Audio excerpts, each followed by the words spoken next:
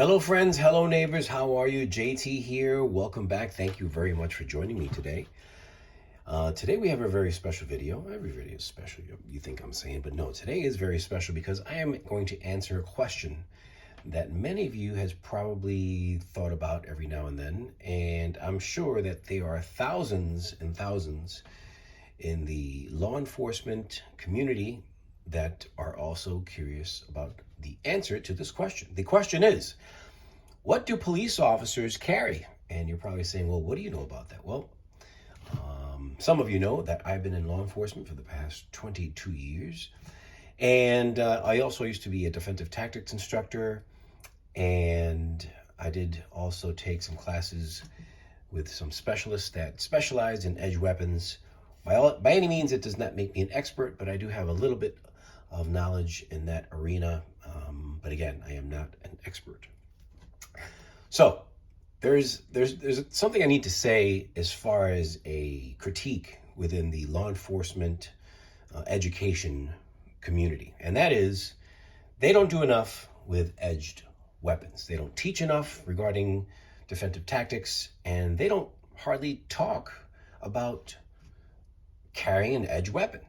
Talk about firearms, hand-to-hand, defensive tactics, baton use, pepper spray, less than lethal. But hardly do they ever have edge weapons education. Why is that? Well, they probably see it as a liability. Of course, a police officer stabbing someone isn't really a picture that we want to see, or we may even think about. However, it is something that we have to think about in the law enforcement community because it may be something that we may have to go to on our bat belt as a backup in case something like that arises. You may ask, well, when would a police officer need to use an edge weapon against someone? Well, there is a tactic that is used in police defensive tactics that is called weapon retention. And the only thing they teach in weapon retention is basically you grab your weapon and you try to just slam their hand away by using kind of like a hammer fist type thing. And you yell gun. That's what I was taught in the police academy, and that's pretty much it. And when we did all these scenarios, the bad thing that happened in these scenarios is that I'd say about 75% of the time when the assailant tried to take the gun, they were successful. The second time, maybe 95%. First time they weren't, second time they were. And you know what happens after that. So what I did was I trained on my own, doing weapon retention the same way that they taught us in the police academy, but I had a plan B. If for any reason I thought I was about to lose that gun, or I thought that weapon retention was just not going to work because I had an injured hand or something to that effect, and I couldn't protect that weapon, guess what? I was going to use an edged weapon. That's pretty much my mentality in carrying a knife. But as you can see here, I have here many knives, and one of these knives I still carry to this day, but what I'm going to show you here is an evolution of my knife carry throughout 22 years. And this is going to go from I knew nothing about knives and that's what I carried, to the more I learned about edge weapons and its utilities and its practicalities and its applications, the more educated I became and the more advanced my usage and decision-making of what to carry became more prevalent. So, what do police officers need knives for? Well, number one is not going to be that edge retention, weapon retention thing that I taught you about. It is probably going to be for day-to-day using, just in your day-to-day tasks. And they're I'm going to say very common, opening up evidence packages. And there is that time that I did use a knife to cut lady's pants because I delivered a baby. So she had jeans on and they were not coming off. So they had to come off here and now. And yes, I used a knife to take those jeans off. I also have broken windshields with the back of of a knife, because some of these knives also do have glass breakers. And believe it or not, I'm going to get into a little bit more of the details of what I've used each knife for, but picking locks. And you may say, well, why do police officers pick locks? I'll give you an example. When I worked in the city, a very large city in New York, they don't give us keys to these apartment complexes. And sometimes we get emergency calls in there and we have to get in there ASAP, and we don't have a key to these apartment complexes. And sometimes, yes, I had to pick the lock to get into the place because there was an emergency going on inside. Either that or you bust the door in. And that was a very large part of my primary use of a knife. And also, I used some type of a multi-tool because sometimes I had to pry bullets out of walls and things of that nature, because I was also an evidence technician. So what I'm going to do now is I'm going to start with the first knife that I carried, and I'm going to go through the evolution of all these knives. By the way, 2 of these knives I never carried, but all these knives other than 2 I did carry. All right, first of all, let's say I'm a rookie. I know nothing about knives, but I am now on the road and I'm carrying a knife just because I carry a knife anyway. So my first knife that I carried was right here. I don't even know the name brand. It says Master on it. I just looked them up on the internet, and it's just a basic Chinese knife. And you know, this is something that I just had in my pocket, and I put this little leather lanyard on it just so I can have access to it, and it just stayed in my pocket. And whenever I needed to cut something, maybe food, or you know, again, crime scene tape or anything to that effect, this is what I would use. But again, I knew nothing about knives at that point, and I knew nothing about the application of knives in police work, but I still use this just to carry a knife. All right. Now, time goes on, and now I'm starting to learn about more about knives and its applications in police work, and which is the next knife that I carried. And the next knife I'm going to pick, I carried for a very long time. I'm going to say I carried this knife probably for about 3 to 4 years, and it was a great knife. That knife is right here. This is the AK-47 by Cold Steel. This is the AK-47 Mini. I think this is AUS 8 steel. And at that time, I was getting into defensive tactics, and the reason that I used this knife is because it does have a wave mechanism right there. If you see that little notch right there, that will catch in your pocket as you draw the weapon. So basically what you do is you pull it out, and as it catches the pocket, this little doohickey right here will catch the pocket, and when you withdraw it, boom, you have your knife in its deployed position. So I carried this knife for a really long time, and as you can see, I beat the crap out of this knife. And right here, you can tell this is my edge picking results, door picking, lock picking type results. And when I'm saying lock picking, I don't mean put it in the actual lock and pick. No, you can't do that with a knife. But basically, I would just take that little hinge in the door and defeat it that way most of the time with this. As you can tell, the tip has a little bit of a break in there, but this was a very good knife, and let me tell you, I beat the crap out of this knife. And I carried this on my support side, which means, and sometimes they call it weak side, which your right hand, if you're right-handed, your left hand is your weak side, and we didn't use that term. We called it support side because we didn't want to associate the word weak with us, obviously, for obvious reasons. So this is what I carried in my left pocket. You may say, why would you carry this in your left pocket if you're right-handed? Well, because if I'm doing my weapon retention with my right hand, I'm still maintaining a hold of my weapon with my right hand in my holster, and then I would withdraw it with this one. And if I felt that I was going to lose that weapon, then I would basically be using my weapon retention across on my right side with this. Okay, you got to do what you got to do. Do they teach that in the academy? No, but guess what? There's a term in police work that says, I'd rather be judged by 6. I'd rather be judged by 12 than carried by 6. And you got to do what you got to do. So this is what I carried for a very long time. Now, as time went on, the cool factor starts to kick in. You know, you're like, oh yeah, but that's an old school knife, whatever. And now my friends are getting into automatics, and that was the cool thing to have, is an automatic knife. So I picked up this guy right here. This was my first auto that I ever purchased, and this is by Kershaw. And it's a cool knife. I mean, it's very light. I think it's a aluminum body, and it fires like crazy, man. Let me tell you, just a really nice, you know, nice pocket carry there. It's all blacked out, so of course it's tacti-cool.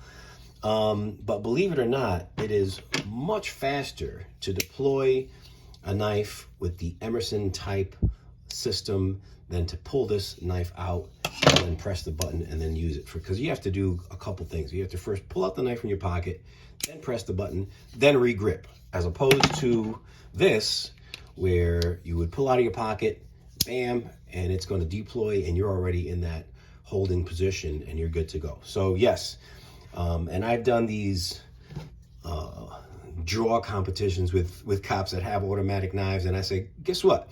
Let's see who can pull a knife out quicker.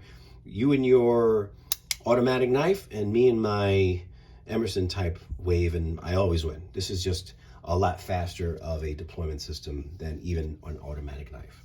So I carried that for a little bit, this one right here, and of course, just because it was tactical, you can see it's got a little bit of pocket wear on there. But that's the only reason I carried it, is because it was an auto, and that was really the only reason. It was just cool. So then the next knife that I carried is this one right here. This is an SOG Trident, and this is a great knife just because it's light. Of course, again, it's got that tactical looking feature, and it doesn't have any glass break additions on it or anything like that. But the cool thing I like about this is that it had a seatbelt cutter. In 22 years, have I cut anyone out from a car with a seatbelt? You're probably saying, oh yeah, you probably did that tons of times. No, I never have. And in the few times that I've responded to emergency situations where I've dragged people out of their vehicle, I just pressed the button and it worked just fine. I didn't have to cut that seatbelt. Now, if they were upside down and I couldn't find the button, fine. I would do something like that, but in 22 years, I never used it. So I got away from that, and I said, okay, let's see what else we can do. So I carried that for a very long time. This is a Leatherman.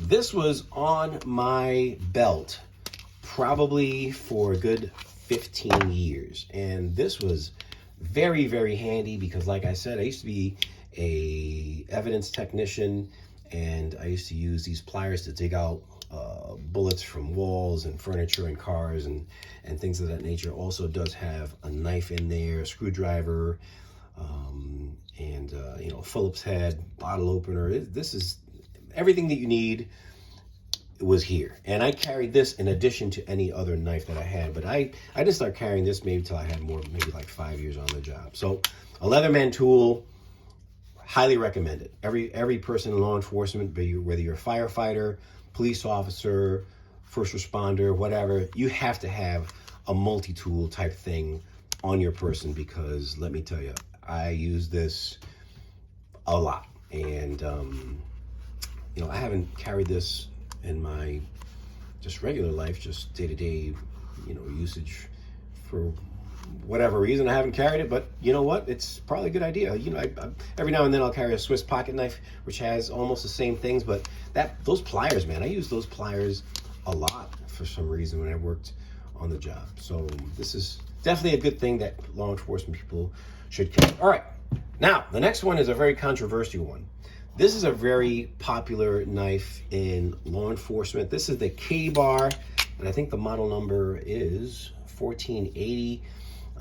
There's a system to using this that, you know, basically it's you know, karambit type style. And you know, I did take martial arts for a very, very long time, and I also took kung fu, and you know, the type of kung fu system that I took also did incorporate some type of Filipino type martial arts styles that you know, also incorporated some type of karambit use. I'm not a karambit expert by any means, but the problem that I have with this is that most police officers carry this on their belt exposed so that it is just showing on their duty belt. And I've got a major problem with that. Why? Because you're basically telling your suspect or someone that wants to harm you, there's a knife right there that you can just pull off their belt and use. I'm sorry, but you know, some people that are going to watch this video are some friends of mine in law enforcement still, and they still use this. And you know, we've had discussions about that, and their argument to me is, oh, if they get that close, they're in trouble because you know, I'm justified to do X, Y, and Z. I'm sorry, no. You've basically just given your suspect a knife, and if they're going to use it on you, now you have to shoot them because they're going to use deadly physical force. But where did they get the knife from? They got the knife from you. So I really don't believe in having a knife like this that is exposed. It's okay if you can tuck this somewhere where you can't see it, put a jacket over it or something like that, fine. But this is just too tempting for someone that wants to cause you harm to see in your duty belt. Just because, I'm sorry, out of sight, out of mind is my philosophy when it comes to that. And I did carry this for some time just because it seemed like in my department, every other cop had one of these, and they had it on their duty belt exposed. And sorry, but monkey see, monkey do. I just carried it because everyone else did. And that's the only reason I did it. I never used it. You know, I still used it as a regular knife. But, you know, as I start thinking about it and learning more about martial arts and things like that, it's just, I didn't want to give someone the opportunity to take that from me, and then me having to use deadly physical force just because they took my knife. If they have their own knife and they went to attack me with it, and I had to do what I had to do, that's a different story. But guess what? I didn't want to contribute towards that scenario. So I carried this for about a year, and I stopped carrying it. Okay, now we're down to this Microtech Auto, and this, and these two guys. Well, guess what? The typical knife that police officers carry, and I can say this is just on my own survey. I ask every cop that I come across, what knife do you carry? And 9 out of 10 times, it is something like this. This is something that I picked up at Harbor Freight for like $6. Look at this. The action is horrible. I had to oil it before this video just so it could come out. I mean, it's tacty cool looking. This thing weighs probably a good 6-7 ounces. It doesn't even have a type of steel on it, other than if the type of steel is China, that's what the type of steel is. I mean, it's just, the liner is garbage. Look at that liner there. And it feels like a paperweight. It's just garbage. I mean, yeah, it's got a deep pocket carry and all that stuff. If you need to carry a knife, fine, but don't carry crap. I mean, this is just something that I wouldn't. I bought this just as a throwaway knife. I put it like in a backpack as a secondary thing. I think I had it in my glove box for a couple of years just in case I needed a secondary knife. But please, no. This is pretty much, this and this crap is pretty much the typical knife that most cops carry, because I can't tell you how many times I've come across a police officer and I said, hey man, what do you carry? And they pull out some truck stop, garbage, weird looking combination of, this is basically an imitation AK-47 with some type of houndstooth blade. And I mean, it's bulky, and the liners are garbage. I mean, this is, I wouldn't let anyone carry this. Seriously, if anyone gave this to me, I mean, how did I get this? I think I won this in some type of a door prize one day or something, and I'm like, wow, and everyone's like, whoa, cool knife. But I just show this as an example of what not to carry. This is just, this thing is, I can bend this thing right there, and this is just garbage. So please, don't carry crap like this. This is probably a $10 knife. You know, invest in a decent knife. So anyway, get rid of that thing. So, and this, please, yeah, it looks cool, but it's still, it's crap. Get out of here. So now we're down to this. You're probably saying, ooh, a Microtech. Yes, it is cool. And this is a special order that I picked up with their law enforcement program.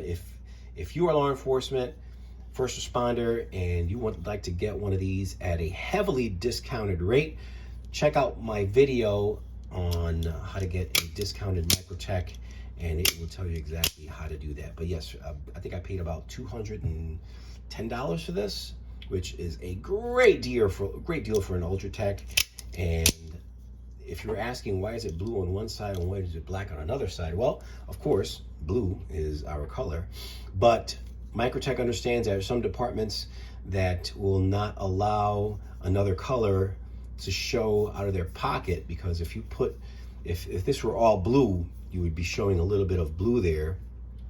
But they have the black side on this side and the blue on that side, so that black shows on your pocket, and it doesn't violate any type of general order when it comes to your uniform. So I thought that was pretty cool. And of course, blue is our color. So so yes, I did carry this for a little bit just because it's so cool. I mean, it's just, it's sleek, it's light, it's just, it's a Microtech. What can I say? I mean, I carried this for maybe about a year, and you know, I mean, what bad things can you say about an Ultratech? It's just the ultimate cool knife. But no, I only carried this for about a year, and I evolved to something else. So it's pretty interesting that I went back to the Emerson type Wave. As you can see, I have this right here with, this is a Andela, Spyderco Andela.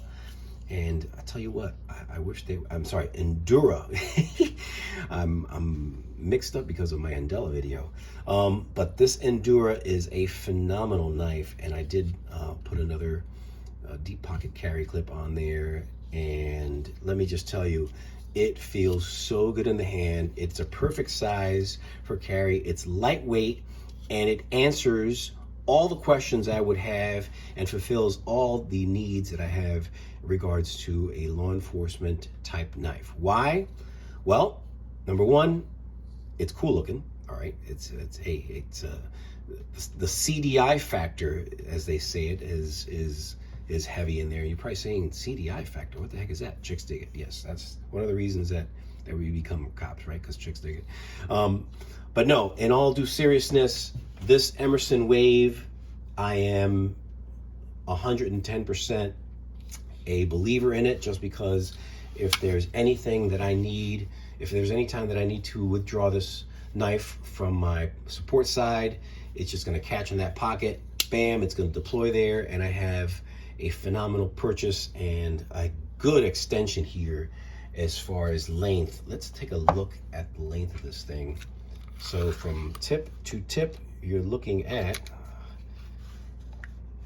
about 8.5 inches, and you're looking at a blade use of about 3.5 inches.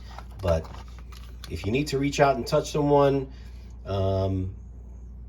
yeah, you've got a great length there for your practical tactical use. So this is basically what I carry today, and the evolution of my knife carry needs and everything pretty much stopped right here. And if anyone were to ask me, hey, recommend a good police knife or knife to carry on the job, I would say don't even think twice and pick yourself up some type of Emerson Wave knife that you carry on your support side, and just make sure that it's always sharp, and make sure that it's always clean, and make sure it's a really, really good knife. And let me tell you, I love this thing, and I can't wait until Spyderco comes out with this version in the Endella. They also do make this in the Delica size, but this is the Endura. But guess what? When the my goodness, when the Endella size comes out in this one, I am going to pick it up in a heartbeat. So that's pretty much it. Sorry about the long video, but I wanted to kind of go over this topic. I've been wanting to do a video like this for a very, very long time. And so basically this is, bottom line is, you need something like this, and you need this. That's pretty much all you need. This, if you're gonna carry this, fine, as long as it's not visible. This is cool, but if you lose it, you're gonna have to see physical therapy. You're gonna have to see a therapist, because you're gonna lose your mind. Don't carry this garbage. I would say if there was a second runner-up, it would probably be this AK-47, but good luck trying to find that, because they don't make those anymore. And if you do, on the secondary market, you're gonna pay an arm and a leg.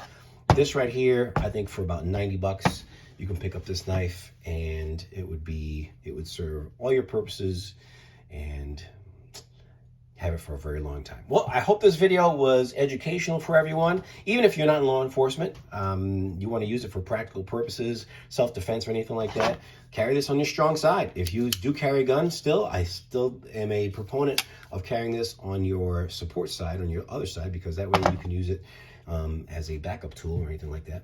But anyway, thank you very much for watching today. I appreciate you. If you have not done it yet, please hit that like button, subscribe, hit that bell for notifications, and I will see you on the next one. Take it easy. Bye.